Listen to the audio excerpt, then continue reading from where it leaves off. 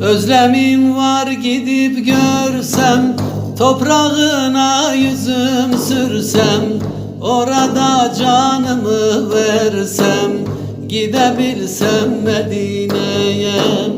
Özlemim var gidip görsem, toprağına yüzüm sürsem, orada canımı versem, gidebilsem Medine'ye. Can Ahmet'im orada yatar, özlemime özlem katar, gönlümdeki sevgili yar, gidebilsem Medine'ye.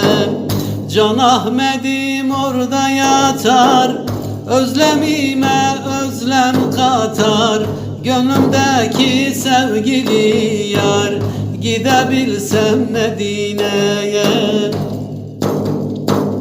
Hep hayaller kurdum durdum, şu gönlüme kilit vurdum, hasretle bekledim durdum, gidebilsem Medine'ye.